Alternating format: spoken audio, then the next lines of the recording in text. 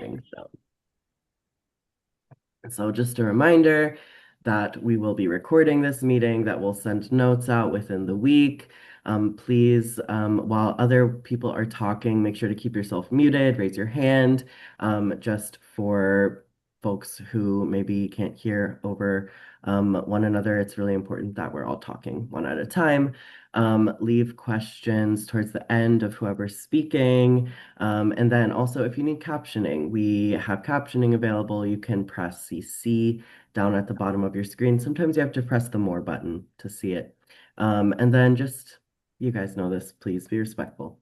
So to get started, I wanted to discuss our agenda. So we'll discuss an update about our grant. We'll also talk about the recent Department of Justice opinion regarding Olmstead.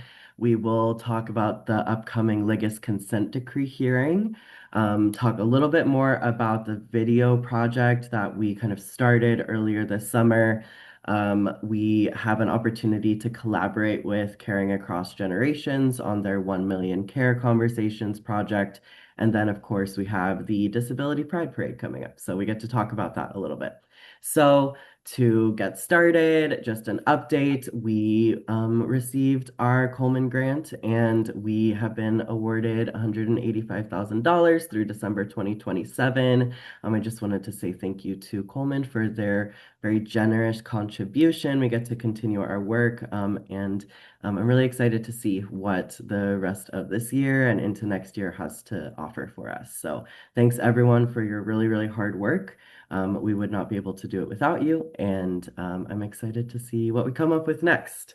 So to get right into things, I know we have a lot on the agenda today. I wanted to talk a little bit about the recent opinion that the Department of Justice released regarding the Olmstead decision. There are folks in this room who can speak a lot more to the complexities of Olmstead and this recent opinion. So please, if you are in this room and you want to add to what I'm saying, this is just a very brief overview of recent events. Please add to the conversation. I really, really invite that in. So for those of us who are a little bit less familiar with Olmstead, this is another court decision. This is a Supreme Court decision that was released in 1999 that ruled that unnecessary segregation of people with disabilities is a form of discrimination again under the Americans with Disability Act. And through this decision, the court reaffirmed that individuals with disabilities have the right to access care in the most integrated setting appropriate to their needs, also known as the integration mandate. So we have Olmstead to thank for a lot of the work that we're doing. Our work here at the Going Home Coalition is motivated thanks to the Olmstead decision. And it's a really, really important decision for our community because it says that basically there is motivation for people with disabilities to live in the community, that is their right, and that if individuals have the capacity to live in the community, that this is something that they should be moving towards. The state and the government should give them opportunity to live within the community. And on this should say June 18th, I apologize.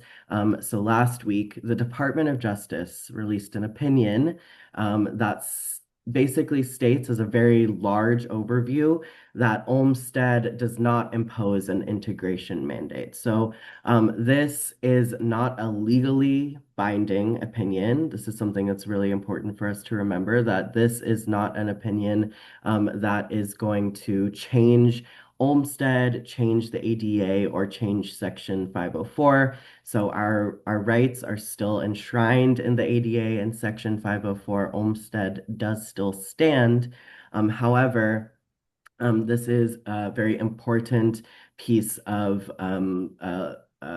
it's a very important opinion because it signifies that the federal government is very seriously attacking individuals with disabilities, and they are attempting to take away our right to live in the community among one another. So while this is not a legally binding opinion, it does signify that the government is moving basically backwards. We're moving away from integration into this understanding on the government's part that individuals with disabilities don't have the right to live in the community, and so we shouldn't be prioritizing deinstitutionalization. So before I move forward, does anyone in this room want to add anything? I know some of us were at that conversation that was led by Amber Smock and Access Living. So is there anything that folks want to add before we move forward? I'm not going to spend a long time on this. The ARC next week is going to be putting on a webinar about Olmsted, about basically an update, so that folks who maybe are confused about this recent opinion, are feeling a little bit scared and trepidatious, can understand what if any rights are being taken away, and if so, what, and kind of what we can do to fight back. So before I go on, does anyone else have something to add? Jennifer, did you have anything to add to what I said?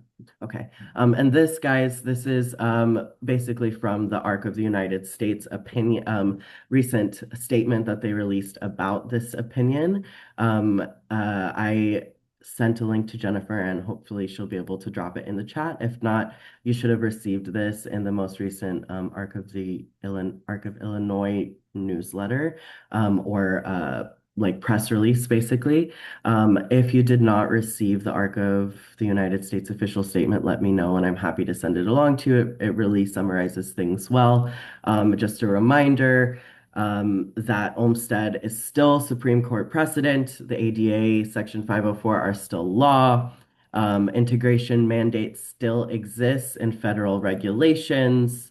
Um, People's rights have not disappeared. The federal government is signaling that it may stop enforcing key protections for community living. So this means that we may see less government oversight when it comes to the enforcement of the integration mandate, and people with disabilities and advocates must stay alert, organized, and ready to push back. So while this is not a legally binding opinion, it's really important that we have a crafted response to this, and that we're all kind of aware of um, current current news, basically, because I'm sure you guys have been noticing that folks are just we're getting news left and right about our rights being taken away, and it's really overwhelming. And so it's really important that we're all kind of like sharing the information that we have and ensuring that everyone in our community, especially folks with IDD, folks who are still living in SODCs, are aware that their rights remain, that they still have the right to move into the community,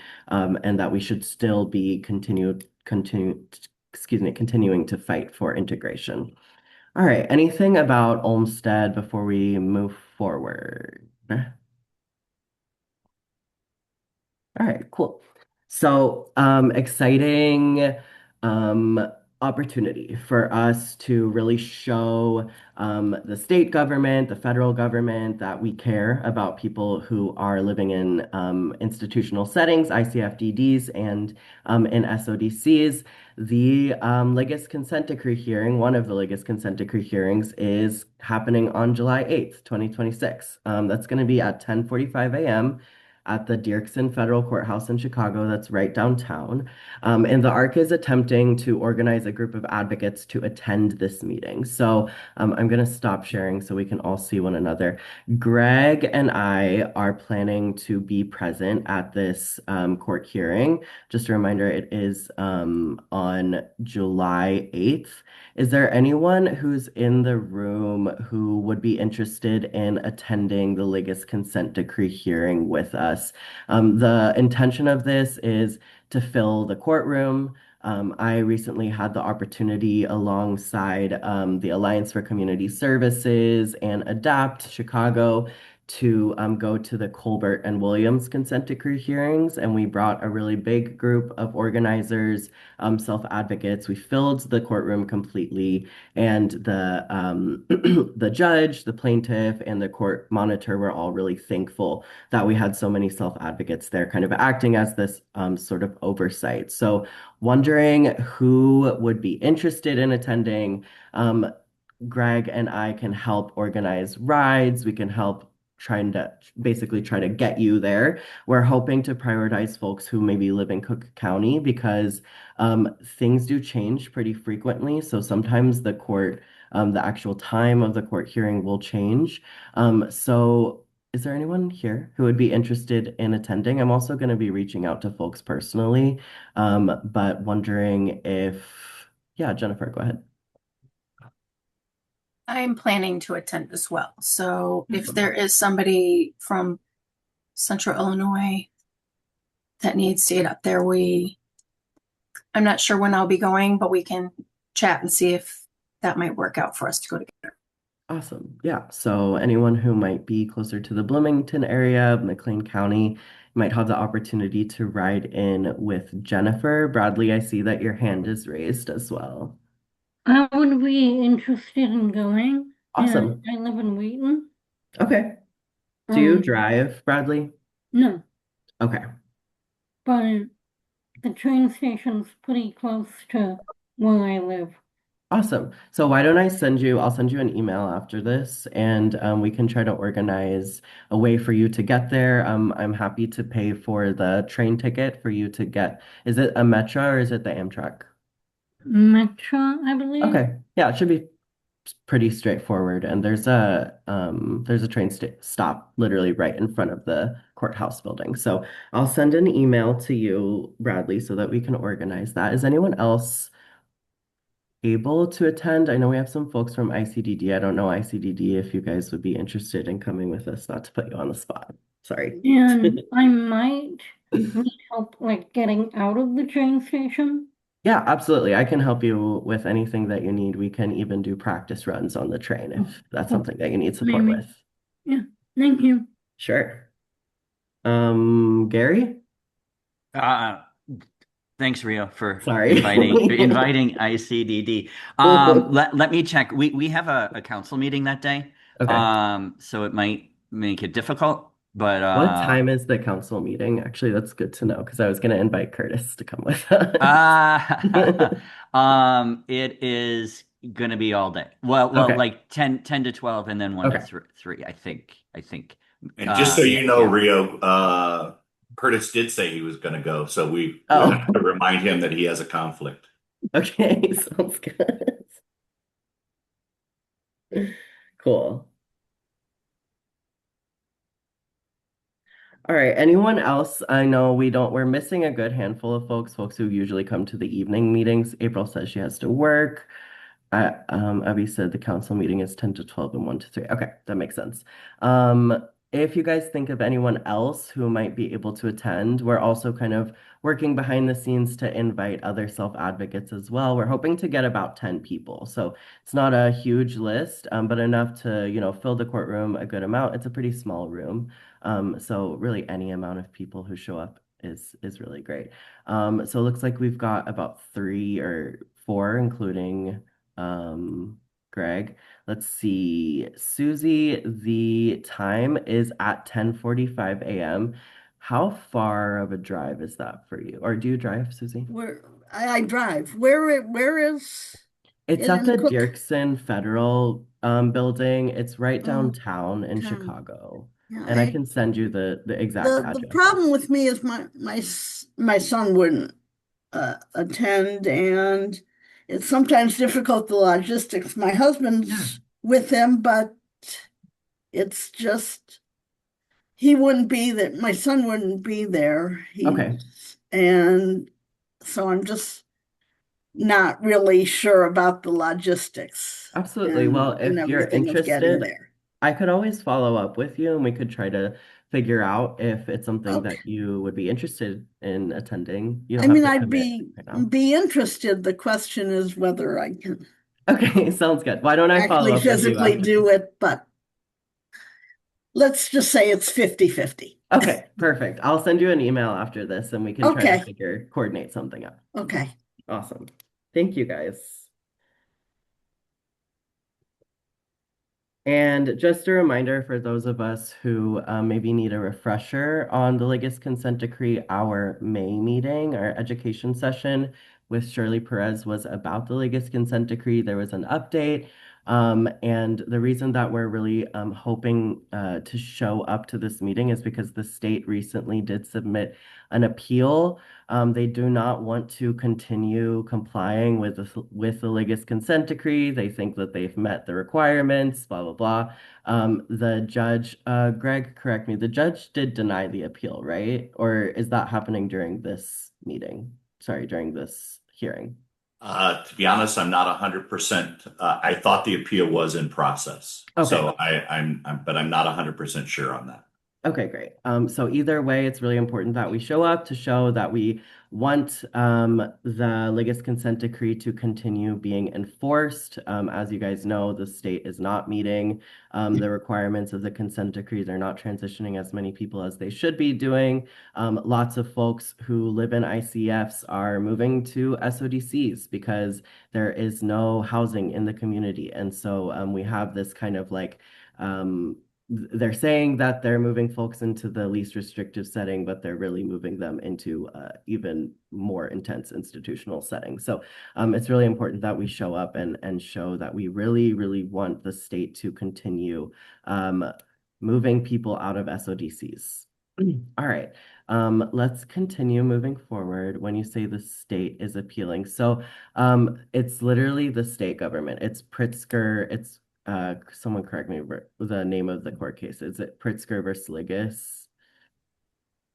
So it's literally the state plaintiffs or state attorneys basically who are assigned to the case are. Yeah, and it's the department that leads the appeal, I believe. So the developmental disability department. So I believe that's who's leading the appeal.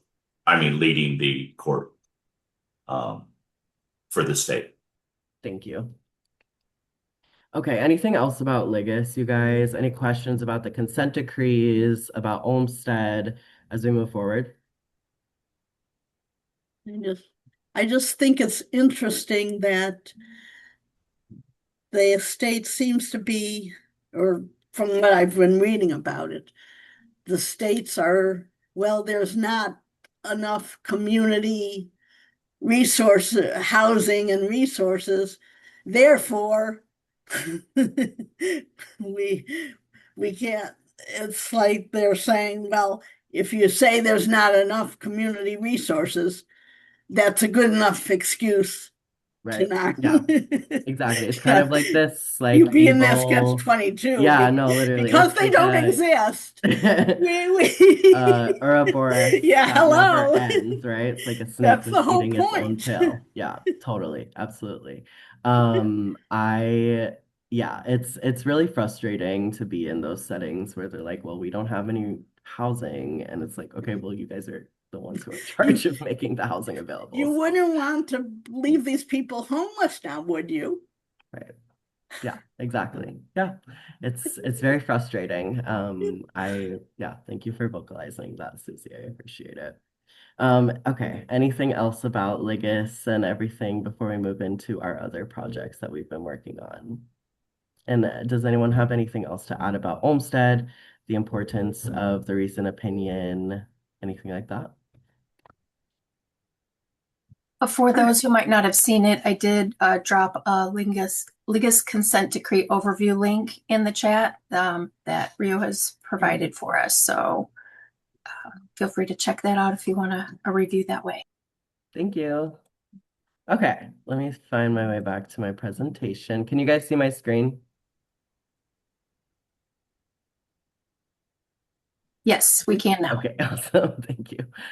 Okay, so Jennifer, can you talk a little bit about the video project? I didn't have the dates proposed of like the days of the week that you guys were planning to meet. Yes. Go ahead. We have been having a challenge trying to find a time where everybody who wants to participate can. And I've put some things out there asking for general availability. At this point, it looks like Tuesdays at 1 o'clock, at least starting out, would be the time when we can get the most people involved. So I just wanted to toss it out here. And then I'll send out an invite to everybody. If you want to be involved and you are not able to attend at that time on a regular basis, or just hit or miss, please let me know, because there are parts of this process where you don't actually have to be in the meeting. And you could also share some of maybe the specific aspects that draw you to want to be part of the project, because we're going to have a number of different areas where we have decision making, but a number of different areas that we can use different people's talents. And if you're interested in an area and you don't have specific skills and you want to grow them, let me know. Like, even if you don't have it, that's what we do here. We help each other grow in those skills. So Tuesday, July 30th. So this coming Tuesday at 1 p.m. And I've got Bradley. Thank you. And I've got the list from last time for everybody who was interested, and I'll make sure to include that. Is there anybody else in the room who didn't let me know or just wants to reaffirm like Bradley did? Go ahead and put it in the chat. Okay. You got April as well. And I just a got reminder, guys, April. this was a video this is a project that we decided in May that we want to create about a video about integration and deinstitutionalization. So it's going to involve some kind of interviews and conversations and things like that for folks who weren't there. So like, and that's an example, there'll be some interviews. Maybe you can't attend the meetings, but you want to be a part of it. You know somebody, you want to be interviewed. You know somebody who you think would be great. You want to be part of interviewing someone. Those are some of the things that don't have to happen at that 1 o'clock time that we can definitely have you very actively involved in. Awesome. Anything else about that, Jennifer? Not at this time. Okay, awesome. Cool. Let's see. Are you looking mainly for people who are currently in institutions? So, Susie, Yeah. the idea is not that we're just focusing on individuals who live in institutions, but we're focusing on people who live in a variety of settings, talking about kind of the case for integration and why living at home or living in the community is always going to be for many people the first choice and the least restrictive setting. So if your son and you are interested in being involved, we'd love to have your Yeah. contributions. Yeah. My son probably wouldn't. He's verbal, but he's not. Might not understand the points of this, but I could. I would be very willing to share or maybe interview. So yeah, And I would Susie, be interested. Susie, another thing in the video, we're going to need interviewing. We're also going to need like B-roll background video, maybe when you're talking. If your son is comfortable and able to consent, maybe you can do some videoing of some different things that he has access to in the community that he wouldn't readily have access to in an SODC. So those are the kind of things, sharing that out loud for all of us, because those are the kinds of things that we might be able to do. Okay. I think showing where we're successful, as our rights are getting attacked. There are people who wouldn't maybe normally be tracking to be in a SODC, but if we lose more and more of our supports, we will. So there's things like even the cost comparison between different things. So definitely we want a variety of success stories, maybe people who are at risk, people who are in SODCs and can tell their story. So we can't do all of it all at once, but I think all of those are great things to feature. I'd be very happy to contribute what we can when we can. All right, Susie, are you able to attend that 1 o'clock on Tuesday, do you think? 1 o'clock on Tuesday at On Zoom. I'll go ahead and on Zoom. send you. Yeah. Yeah, I'll send you the invite and then you can just let us know if you're available or not. Okay. Thanks. Awesome. Cool. Anything else about the video project? Anyone else wanna any suggestions, ideas for what we should include beyond what we've already discussed in previous meetings?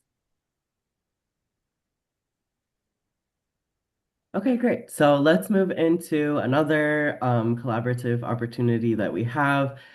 Caring across generations. I'm not sure how many of us are familiar with this kind of like coalition organization in this room. They are basically, their mission is to, I'm going to just read it off, change culture and policy in America to value and support caregiving.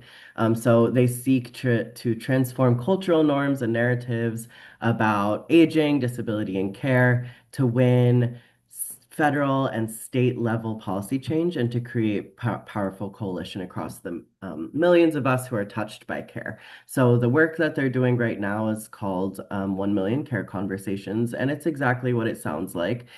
They are hoping to connect with individuals across the country who either are caregivers, receive care, or both. To hear about the state of care in the country. They're hoping to collect data, qualitative data, to put things together to basically create some sort of proposal about the system transformation of the care system that we have right now. So they have invited Going Home Coalition to join their 1 Million Care Conversations project and the Arc of Illinois as well. So we're collaborating with them on this. So what they're doing is they are hosting short conversations where you basically talk with someone, you collect their answers, and then you send it in. And then they're also hosting listening sessions. So for those of you who maybe are familiar with the work that the IDD System Redesign Coalition is doing, how we have gone out into the community and we've collected stories from individuals about the services they receive, about their residential, the places that they live, whether or not they like it, whether or not they like the healthcare that they receive, etc. And been collecting all of this data to put together system-wide transformation suggestion, basically. So it's something similar to this, except it's on a larger scale. So it doesn't just focus on the IDD community, it focuses on the United States as a whole and all of the different communities that fit into this conversation about caregivers. So it includes people with mental health, with physical disabilities, people who maybe care for the elderly, people who work as care workers, who care for their family members, etc. So this project has the opportunity to be this really kind of tapestry a project where we're really seeing what care looks like throughout the entire country and how individuals are receiving enough care, how they're not receiving enough care, etc., and kind of what we can do on a system-wide level to change things for both caregivers and care receivers. So curious whether or not the Going Home Coalition would be interested in hosting one or several listening sessions for this project. And then also, if any of you who work for different organizations are interested or in collaborating on hosting their own session or working on this project at all. Anyone can apply, any organization can apply that is kind of caregiving or is like adjacent to the care community or disability space. And yeah, I'm really excited about this project. And Lori says that they are a 2025 Illinois Care Fellow. That's amazing. So congratulations, Lori. That's really exciting. We have some other folks who applied as well, so I'm looking forward to seeing who is accepted as well. It's really great to see folks from our community be celebrated and given this opportunity. And then just a reminder that there is a grant that's associated with the 1 Million Care Conversation conversation. So Going Home Coalition has applied for that, and that grant will be used for travel stipends. And then if there are any self-advocates in here who, like, say you live in Acilla and you want to have a conversation among your other Scilla residents about the care that you receive, that's something that we could help compensate you for the work that you're doing. So how do we feel about Going Home Coalition hosting one or several listening sessions? Those would probably be virtual.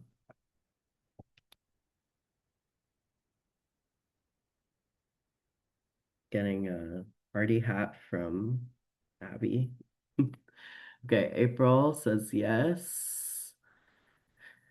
Um, and Jennifer, there's not an aim for the size of the session, so they can really be as large or as small as we want them to be. And they can either be like, it could be a meeting like this where we're all having just a conversation together, or it could be like a one-on-one. It's very flexible, in terms of like the structure of the project and the way the conversations are held. Okay, looks like we've got folks who are interested in Going Home Coalition hosting something of this nature. So it's awesome. And do we think that we have capacity to just host one? Do we think that we have capacity to lead several throughout the year? We have until the end of the year. I personally think we could aim for like between 1 and 3. I don't want to overload us with any work, but I think this is something we could find time for in the evening and just like invite people to, and it be a very flexible thing where like even if we just have a handful of people come, we would still be able to have conversation. And then Susie said, we're just parent caregivers. Our son lives at home currently. Yes, there is no just. I love what Lori said. You are caregivers. You're the very definition of caregivers. And so please don't minimize your experience. And yes, your story is something that we are very interested in collecting. So absolutely. Awesome. Okay, cool. I'm excited about this project. Great. Got a yes from Karthik. So Jennifer and I will look at the schedule. We'll try to figure out when we may have some evening time. What do you guys think? Should we aim for like a morning or daytime session and an evening session? Should we aim for just the evenings? 3 sounds good to start with. April, do you have an opinion on times that we should hold things?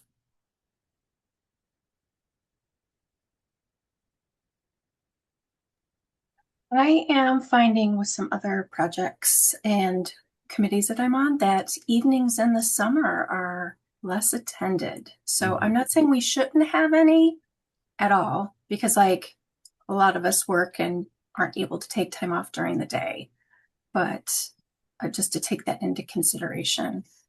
Yeah, that's great. It's seeming like all of the summer sessions are less attended of everything, no matter what time they're at. So, Janet said, I'm the parent of 2 sons, 17 and 18 on the autism spectrum. I'd be willing to interview. Evening is best. Okay, great. And 7:30 to 8:30. Okay, great. So it looks like evening works best for all of us. That's perfect. We'll take a look at the calendar and we will see when we have some time. Why don't we plan to start with just one, see how it goes, and then if it's something that's really successful, we can plan to have several more, and we can figure out the best time during the year to have them. It may be that maybe we want to have one in the summer, and then when things start cooling down again and folks aren't as outside, we want to have them in the fall or something like that, so we can get a larger group of people present. And Okay, the other awesome. thing is, Go ahead. since Janet and Susie have both said evening is best or had some time, we just can schedule one around their availability and make that available to others. So Perfect. saying that, since I just like downplayed the evening option for the summer, but if there's people already available, then that's a safer bet. Cool. All right, awesome. Thank you guys for your input. Let's see, I don't think we have very much left. Okay, and then finally, Disability Pride Parade. So July 25th, ARC and Rev Up will both have tables. Is anyone here interested in walking in the parade? I know we have lots of folks who are going to be attending and like helping us work at the table. But does anyone want to like be literally in the parade at all? I don't know if folks are interested in walking. I probably won't be able to just because of like my body, but if other folks are, then the parade is in downtown Chicago. It starts like close to, if you know where, oh my gosh, sorry, the giant library downtown, I cannot remember, Harold Washington Library. So it's really close to there, and then it goes for about half a mile to the Daily Plaza, which is like a large plaza in downtown. I'm very happy to share information after this meeting about the Disability Pride Parade. Yes, thank you, Van Buren and State. Um, Yes, thank you, everyone. It is July 25th, and as far as I believe, they still haven't released the actual time. Every year that I've gone, it started around 11 and ends like around 3 p.m. Yes, thank you. Okay, everyone has the information. Okay, awesome. So if you're looking for the information about the parade itself, it is in the chat. We've got lots of folks who are going to be there, it looks like, which is awesome. So Rev Up Illinois is going to be tabling. We're going to be prioritizing voter registration. So if anyone is interested in joining us and helping folks register to vote, we'll have that. It doesn't seem like we have folks who maybe are interested in walking in the parade, but if you, I'll send a follow-up email, obviously, to this email. If you're interested in walking in the parade, we'll put a group together and you guys won't walk alone. You'll walk with like the rest of the ARC. I think we have IPACT is going to walk alongside the ARC as well. So there'll be a good group of people to go with. Bradley is going to be performing and he said he's going to help at the table.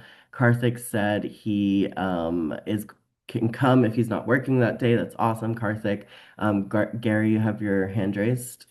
I do, but you can finish. No, it's okay. It's not urgent. No, it's okay. You're good. All right, thank you, Rio. So I volunteer with the planning group, and my job basically is to take emails, and there's a general email address, and sometimes we get emails from people who say they're not with a group, but they want to walk in the parade, or sometimes they actually ask if they can ride on a float. But if I get inquiries from people who say they want to walk, can I refer them to either you or somebody Sure. with the ARC? Yeah, absolutely. Yeah, you can refer them to me and I will I'll pass things along to Becca and Kim and they're organizing the ARC stuff. Okay, great. Thank you. Cool. Yeah, everybody's welcome to walk with the ARC. Yes, yeah. There's no No cutoff. As you know, we represent the whole state, so they don't have to be part of a group or a member. They're welcome to walk with us.